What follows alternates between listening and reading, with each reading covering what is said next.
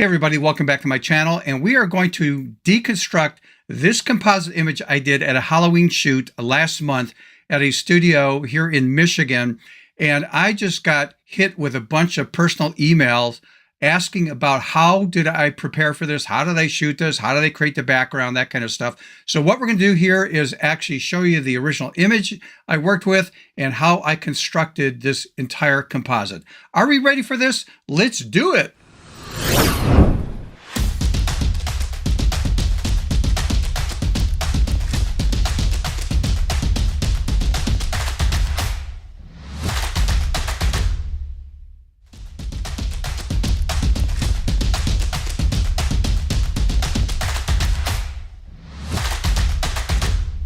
Hey everybody, welcome back to my channel. If you're new to this channel, it is really designed to increase your creativity in photography and in photo art and creatively thinking out of the box and doing something different maybe that you haven't tried before. With that out of the way, if you could do me a favor, and that is like this video. It helps with the algorithm on YouTube, and also subscribe if you're not subscribed and hit that notification bell. That way, next time I upload a video, you'll get notified. Okay, so this image here, and I did a lot of different composites from this Halloween party. This was talked a lot about to me personally by emails coming in. And so I figured, well, let me share with you how I put this together and what was my logic behind everything. So first of all, here I am in Photoshop, and this is the original image. Now, when I shot this image, and this is what it looked like, notice again, it's on a green screen. There's a reason I do green screens, which I have talked about in the past, and it's really for production type work when I'm doing a lot of subject matters in the same environment with the same lighting. I can actually batch process this with a major plugin called Easy Green Screen. And again, I just actually showcased that software before. Again, no affiliation with it. So if you go to look up Easy Green Screen, I would say just get the trial version, play with it, see if you like it. If you like it, just buy it. I mean, I have no affiliation with them. There's no discount I can give you as an affiliate link, anything like that. Anyhow, but that's the image that I shot. And I actually took like 3 or 4 different shots of her. And I picked this one because I was thinking in the back of my mind, I think I've got an image I might want to try to use this. And really, it would have been better if she was sitting down, but she wasn't. So I'm going to push myself out of the box here and see if I can do this creatively to make it look like she was sitting in this bathtub. So if we take a look at this image I have right here, and I've mentioned before, people always ask, do you create your own background images or background plates? Do you buy them? Do you find them online at these free websites? And the answer is yes, all of the above. I will say that probably, I would say well over 85% of all the images I've collected over the last 15 years, all the backgrounds and whatever, I actually purchased. And half the time I can't remember where I have purchased these. And so I do have a small series of Halloween background plates and images that came from Tara. I think it's pronounced Lesher, her last name. I'm not sure. I'll put the links in the show notes, and you can go to her website and check her out and take a look at what she offers. But again, no affiliation with her. I've purchased some things in the past from her, and I use them in a lot of projects. So here's the Halloween. And you have to know how to manipulate backgrounds a bit, because a lot of stuff that you get or buy, it's just a background plate by itself. Sometimes you'll get things where certain elements are added for you automatically, and you can turn them on and off if you want to use them. So let me just show you what you got with this background. And I'm going to hold the Alt key down. That would be Option on a Mac here in Photoshop. If I hit this eyeball right here, or click on it, I should say, with the Alt key down, again, Option on a Mac, it hides all the other layers, and it's just focusing on this layer by itself. So that is the background plate or image right there that you get. Now, just to show you what else you get, she also included this, which I'll talk about a little bit later, this solid color, which is basically the tone color that's used here in the image. Also, you're going to see some, and I'll turn these on and off a little bit later, but there's some fog in here and also some ghost hands. And again, these could be turned on or off. I'll just turn these on and off right now so you can see them. Let's play with the hands. I'll turn the hands on and off. You can see the hands in 2 different places. Actually, third place. I actually added that one. I'll talk about how I did that a little bit later. Excuse me. And then you'll see fog. Okay, so that's what you get.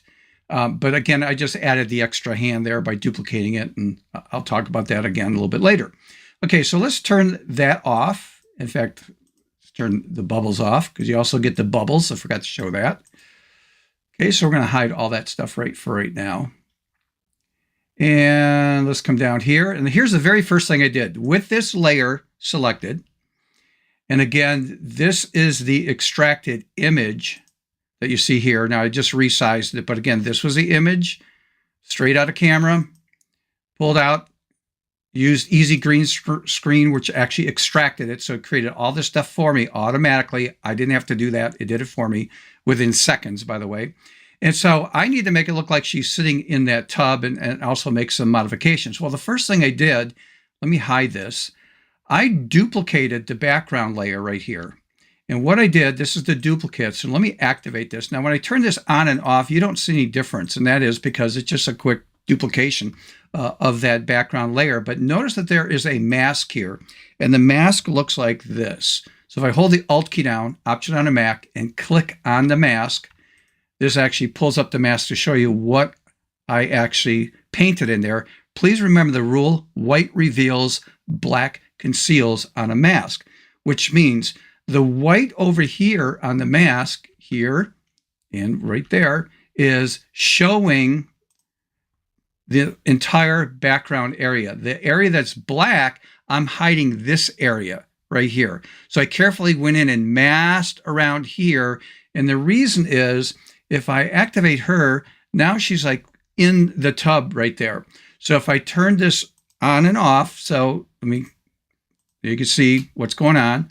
So duplicating that layer puts all that stuff back on top of her, and the mask is revealing her. So again, if I turn the mask on and off, you can see what's happening there. So that I got away with, okay, it looks like she's sitting in there. Now what I have to do is change things like contrast, tone, because it doesn't match with the background.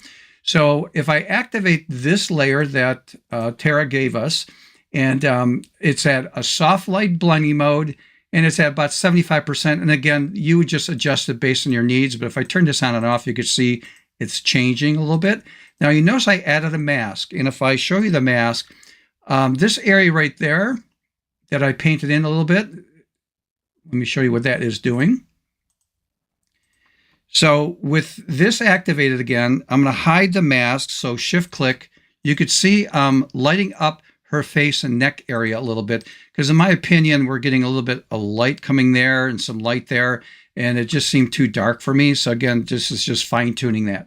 Now, the next thing I went to was something called levels, and you can see if I activate this, what this actually did to the image, and I actually put some shade a little bit underneath there. So if we take a look at levels over here in the upper right corner, let me move this back and forth to show you what's going on. As I adjust this, and these sliders, you can see what's going on there. So let me undo that, put it back to where it was. So there's before and after. The next one I did was actually adding and adjusting some brightness and contrast. So you can see the brightness here. I felt that she was overall too bright, so let me undo that. So that's where I just affected contrast and brightness to help match with the background. Then this layer right here, another adjustment one, is I readjusted the brightness. And again, I inverted that so black is concealing the brightness and the white is revealing it. So again, you can see the white area there that I painted in, that's revealing this.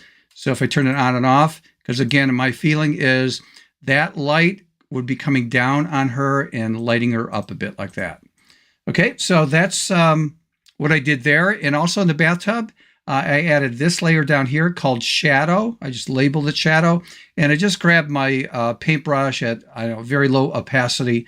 And this is at 61% opacity. It's in multiply blending mode right here. But again, if you take a look at the back of the tub, let me zoom in here.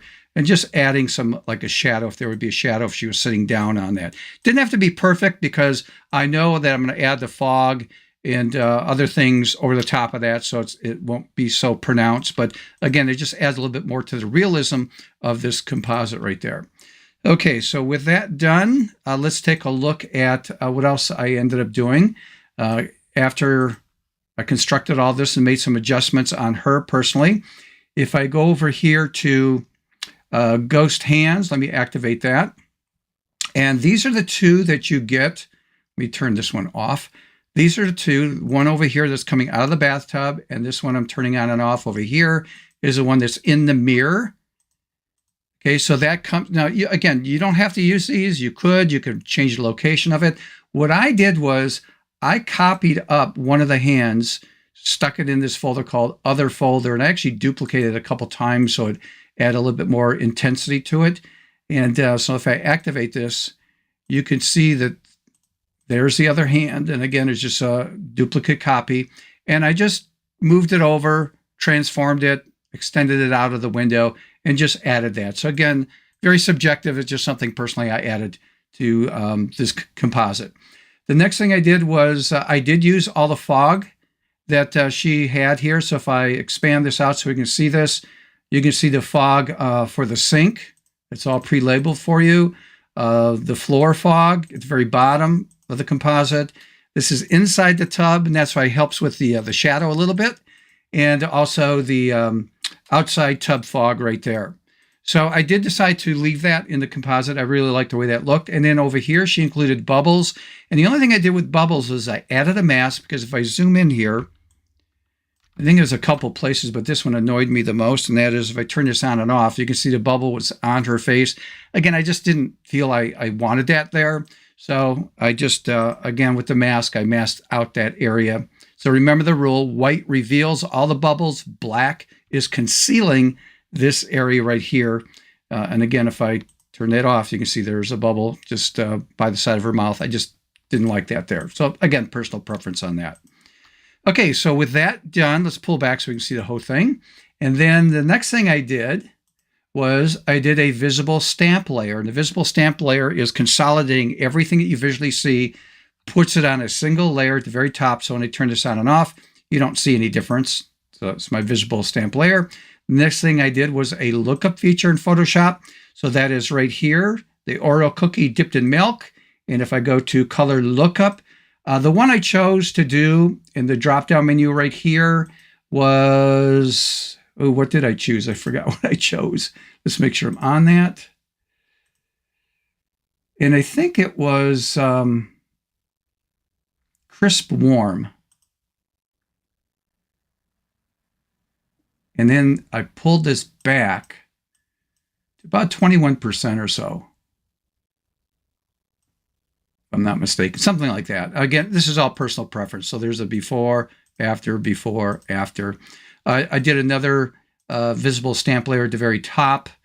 And what I did was I did a multiply blending mode. So you can see what that multiply blending mode is doing. It's darkening everything. And I like to paint with light. In fact, if this was 100%, let's push this up to 100%. And I'm going to hide my mask. This is what blending mode is doing, the multiply. So I pulled that down to about 80-some%. I don't know exactly what that number was. But again, it's to your liking. Again, you are the artist. You make the decision. And I always call this like painting with light, because I add a mask here. And again, you can see the mask, how I went over the area. So if I turn this on and off, you can see what it's adding some dimension to the image. And then I added my signature at the very top. And that's how I did this composite right there. So again, if I could just pull this back out so we can see this. So again, the key thing, and again, I have no affiliation with Tara Lesher. I will put a link at the very bottom of the show notes if you want to, venture out and take a look at what she has to offer. She does run some specials and discounts, so it is worth registering with her. And we got Black Friday coming up, and this November, so who knows what she's going to offer there. But I really like her stuff, so you can be very selective on what you might want to purchase there. Okay, so with that out of the way, hopefully you learned something here. Somebody asked me, do you shoot with a background in mind, or do you just find a background after the shoot? And the answer is yes, I do both. In this example, I was just, hitting 20, 21 people at a party, and picking out the best shot of each one. And then I'm thinking, okay, what kind of background could I use with that outfit, and see what I can come up with as a composite. So again, I was just cherry picking and trying to find stuff out of an entire library of over 1,000 background plates that I've accumulated over the last 15 years. So, this is something you just don't do overnight. This is a long-term stuff that I do by accumulating all different overlays and background plates like that.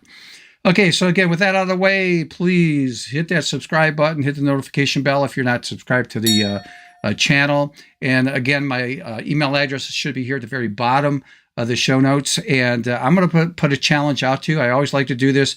Get that camera out, maybe just do a basic shot of something you would like to composite, find the background to work with, and then go for it. And don't worry if it comes out well or not. The whole point is you got to get out there and start making mistakes and learn from those mistakes. As always, till next time, see ya!